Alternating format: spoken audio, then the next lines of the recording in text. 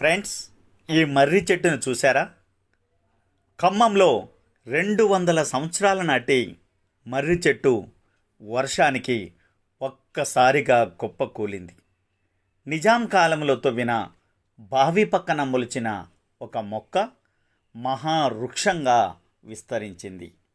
ఈ మర్రి చెట్టు దాదాపు 200 సంవత్సరాల నుండి ఆ ప్రాంత ప్రజలకు నీడనిస్తూ ఎంతో ఆదుకుంది.